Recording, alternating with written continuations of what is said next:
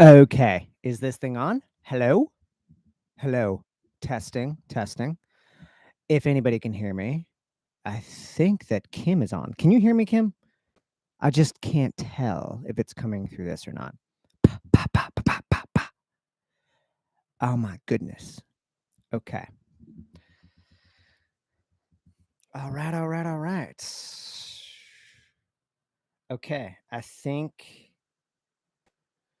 we are in business. Sweet, you can hear me. Okay. I am gonna pull up some stuff. Man, okay. This is my second live ever, and I'm just gonna go off the riff. So, just up here up front, I'm home here in New York City, but I just spent several days in where my cult is headquartered. I spent several days in the Centennial Park, Colorado City, Arizona area just now. And so I want to talk about what I've noticed because it, it's just so wild to go back after being out for so long. And it's not that I haven't gone back for certain things because I go back to pick up my kids and come out here, but this was different. I've gone back for funerals, and that's sort of isolated, but I haven't gone back in a way like I just did in a long time where I went for like a birthday party. So I'm like socializing with family members and people and that sort of thing. And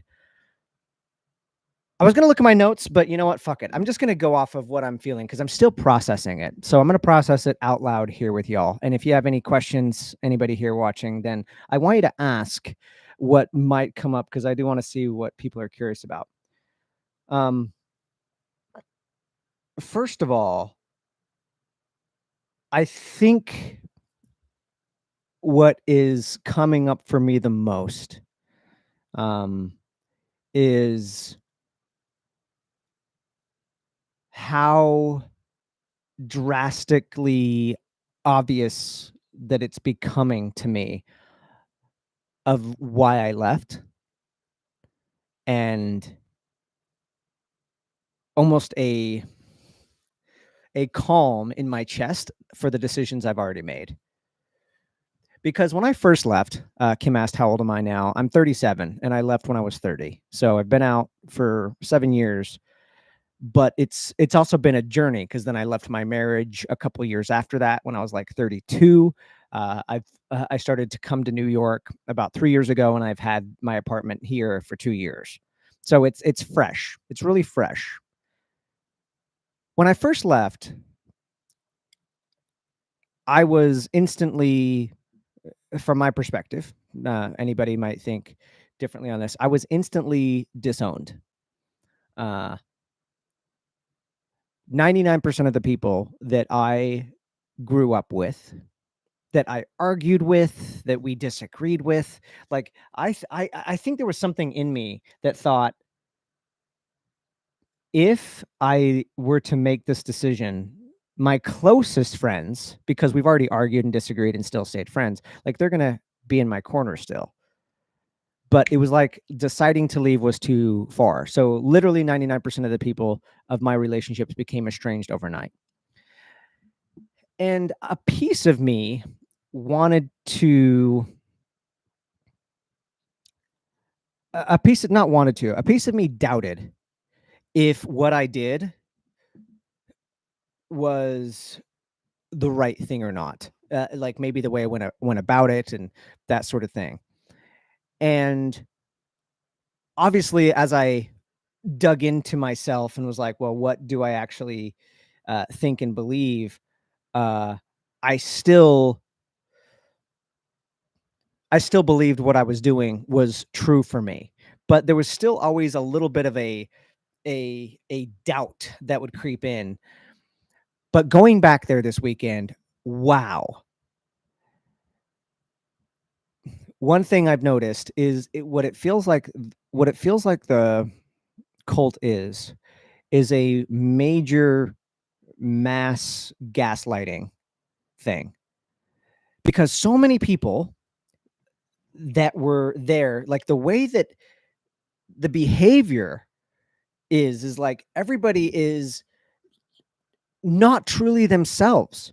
So I went to a party, and this is one thing, and this will also blend to another thing that I've noticed that makes me feel good, and that is, I've noticed myself not caring as much what people think, and this is where I noticed that music came on, uh, and when music came on, I started moving and dancing. Now, something that I think is a very important thing to note is in my culture, dancing, especially in my family, was more or less forbidden. Like dancing didn't happen. Like you were going to be shamed if you started dancing. And the broader community would put on dances and my family, but the dances were like super like clean or whatever, but my family never went to dances. So dancing was considered like this bad thing. And dancing is something that I recently, just in the last 6 months or so, have fallen in love with, because I don't know, it's like a meditation of sorts. There's just a freedom in just moving your body. And so when music came on, I started dancing. And as soon as I started doing that, there were some comments like, "Man, uh I'm not that out of it," or something, that then I'm not going to dance. And so I started dancing, and then my daughter Belle came over, and she's 7, and she started dancing with me, and we did like a trick and stuff like that. Uh, she likes to do this thing where I hold her up like this. She wraps her legs around my belly and then kind of dips backward. It was so fun. But then I just realized how everything feels like you're playing it so safe. You're playing it so safe all the time. And like I'm considered this rebel, this apostate, this bad person from doing all these. Kim said that loud laughter was a thing that was forbidden for us. And Kim, for anybody else watching, Kim actually grew up regular Mormon, which some people may not know the difference between regular Mormons and fundamentalist Mormons. Here's the key difference. Fundamentalist Mormons are Mormons that have not changed for 200 years. Like that's essentially what it is. So regular Mormons do not even want to acknowledge that Mormons like myself exist because it reminds them of their past. And so they do all this work to make sure that everybody knows that we're so different.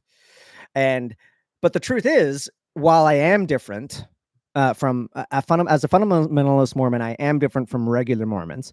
But the truth is, if we really want to be technical, uh, fundamentalist Mormons are the OGs of Mormonism in a sense. Like they believe the exact things that Joseph Smith believed, that Brigham Young believed, and they haven't changed from that. So really, the regular Mormon church has changed and changed and changed and evolved over the years. And they're really trying to distance themselves from fundamentalist Mormons, which is really trying to distance themselves from themselves. I want to say that distancing themselves from their past. Um, because they don't want to they have all these narratives around the most infamous thing is polygamy, and that they really believed in it, and they try to like say why they no longer believe it, and it's just all a bunch of narrative and stuff like that. But just for anybody listening, because I get this a lot in New York, when I say I'm a fundamentalist Mormon, they don't know that there's a difference between the two, and I think the difference is quite interesting. By the way, it's 11:11 right now, which I like. It's my favorite yeah. It's 11:11. My favorite numbers because I'm the 11th child born in the 11th month uh, in my family of 44 siblings. Um, I want to see what else I took notes on with this. Um,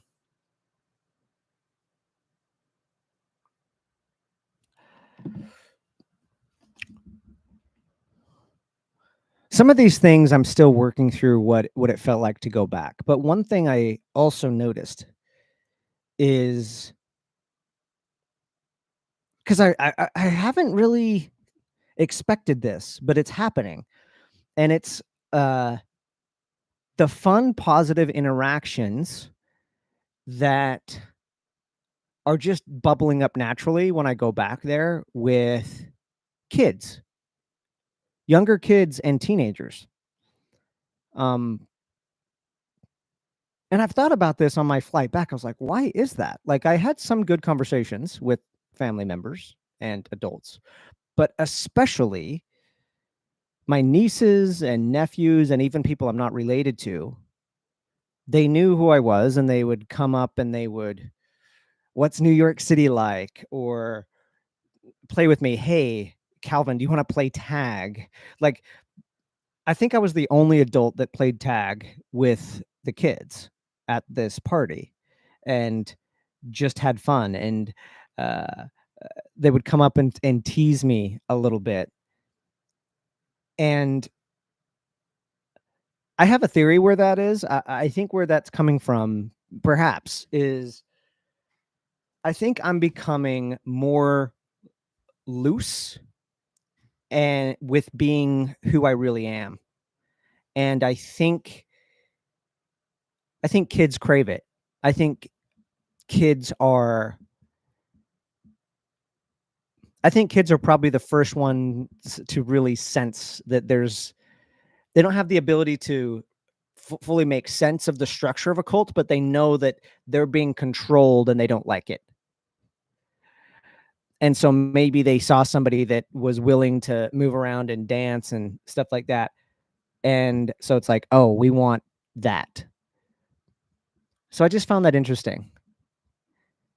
Now, to share something a little bit more personal, and the reason I'm wanting to do lives like this is I've been wanting to speak out more with what I really think and what I really feel, but there's something that has held me back. And I think part of it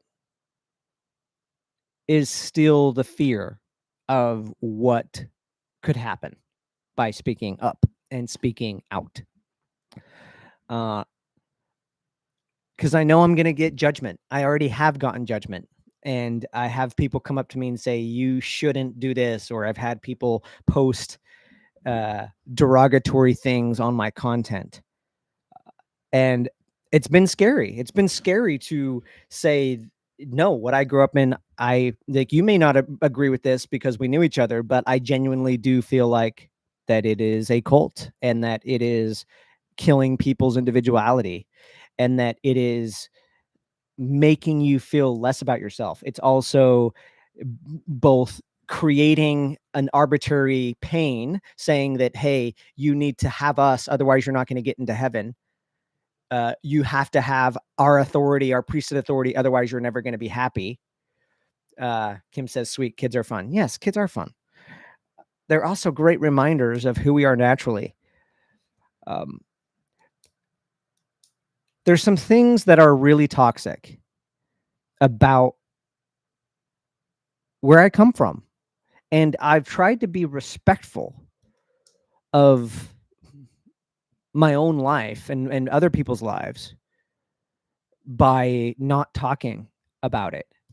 But I think especially because I know that there are kids there that are probably the first ones to wake up at 13, 14, 15, 16, 17, 18 and realize, hey, I'm not feeling like I'm allowed to do my thing, to do what I want to do.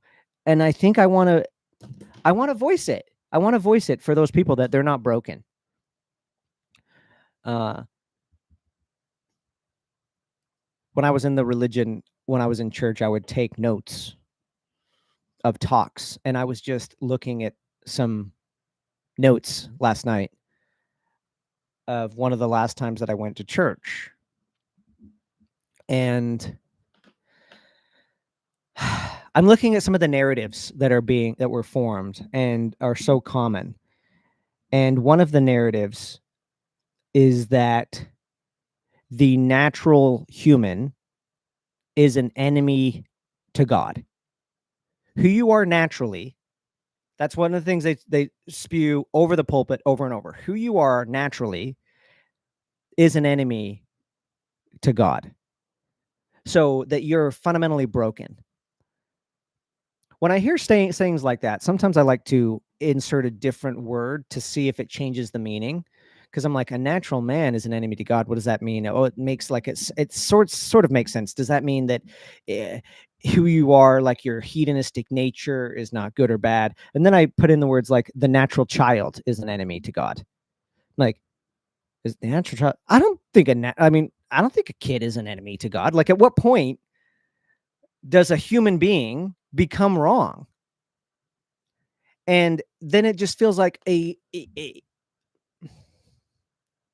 feels like a form of control.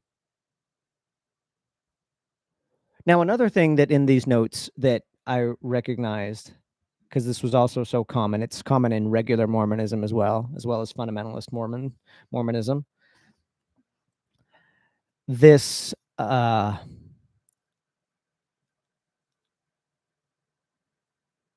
this sense of your life is not yours.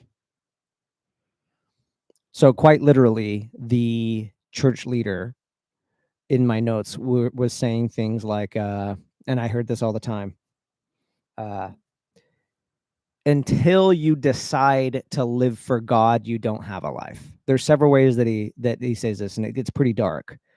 But basically saying, no, God made you born so that you will. It sounds like good language, to glorify Him. And if you were to live for yourself,